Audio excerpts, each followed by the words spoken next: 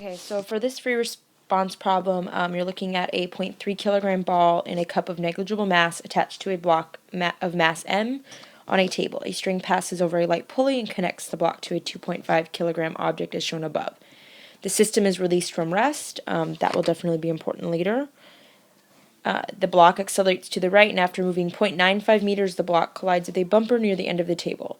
The ball continues to move and lands on on the floor at a position 2.4 meters below and 1 meters horizontally from where it leaves the cup. So the first part of this is to calculate the speed of the ball just after it leaves the bumper or just after it hits the bumper and leaves the cup. So what's important to know here is that when it leaves the bumper, say this is the ball, it has an initial horizontal velocity, and that's what we're actually looking for, but in the vertical direction, its initial velocity is 0. So the first thing we're going to do is go ahead and calculate the time that it takes for that ball to actually reach the floor, and then we're going to use that time to help us calculate the velocity in the x direction. So we know that the delta y, how far it falls in the y direction, will be negative 2.4 meters. That gravity is the acceleration that affects how fast the ball's speed is changing, and that's going to be negative 10 meters per second squared. Our velocity initial in the y direction is going to be 0 meters per second. Our time is what we're looking for, and the velocity final in the y direction, we're not going to know and we don't really want to use.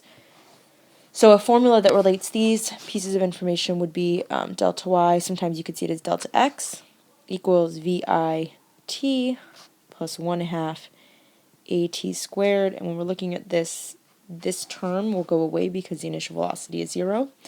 So we end up with negative 2.4 meters equals 1/2 times negative 10 meters per second squared times t squared. So we have negative 2.4 equals negative 5t squared. Solving for t, we get t squared equals 0.48, and then t would equal 0.69 seconds, which that is the time we're going to use for the second half of this problem.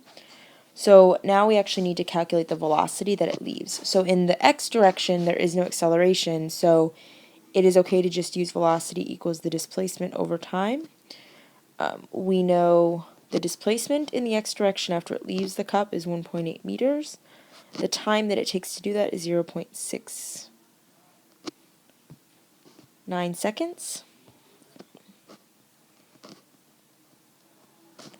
And so we get a velocity of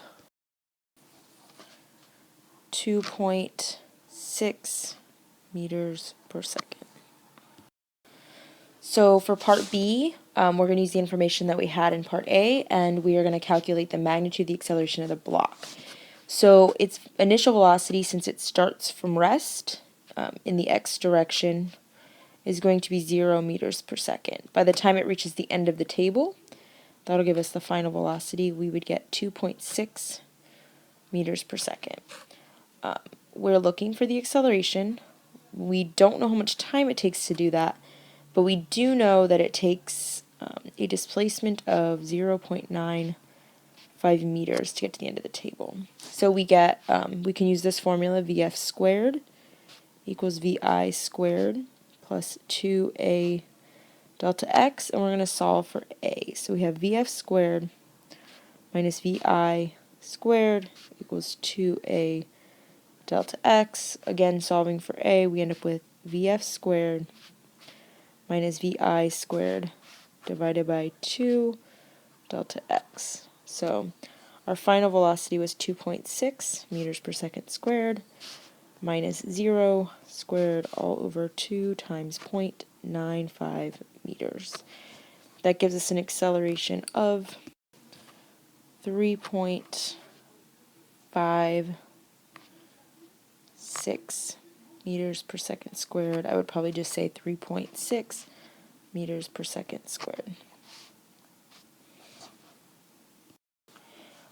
Okay, so now we're going to calculate the mass m of the block. So we are going to be using that acceleration that we just found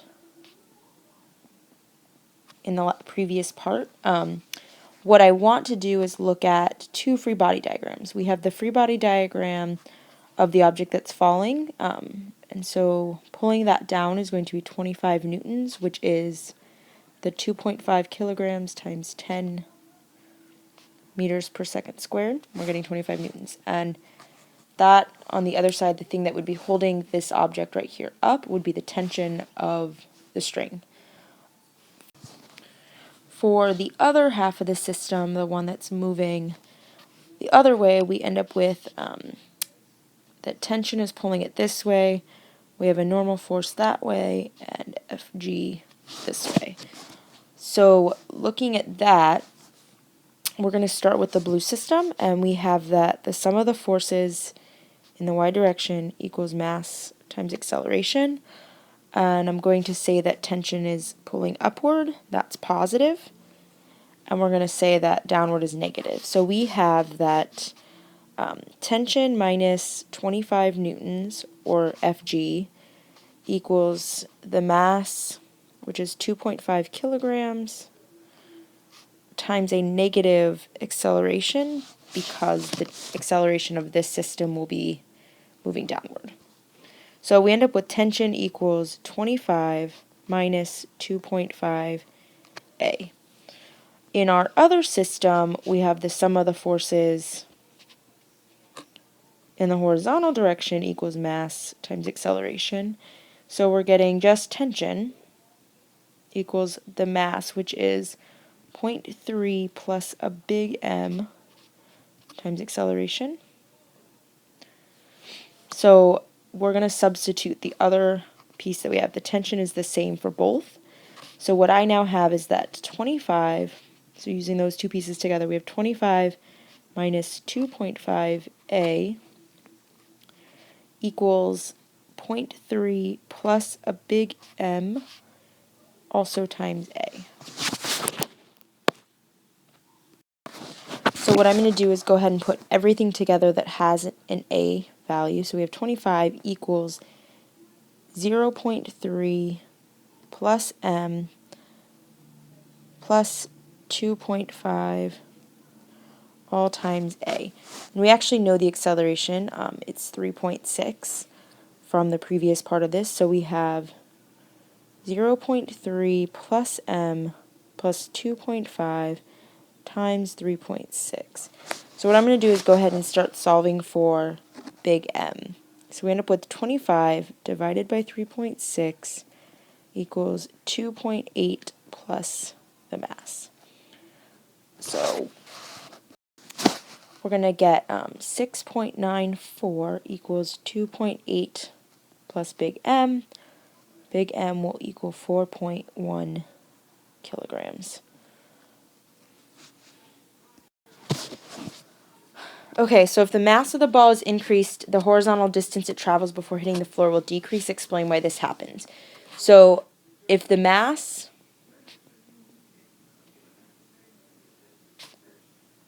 of the overall system increases, which means some part of the system has an increasing mass besides the part that's actually making the system move, which is this 2.5 kilogram, then the acceleration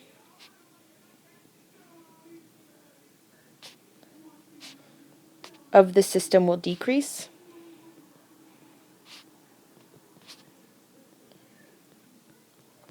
In turn, that actually makes the velocity that it leaves the table, the ball leaves the table with,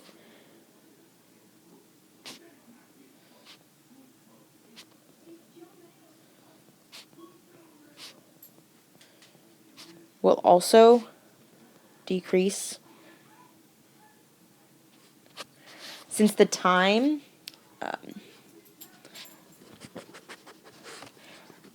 that it takes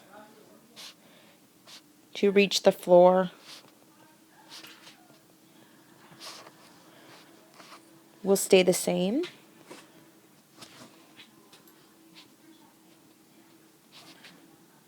So the displacement in the X direction needs to be smaller.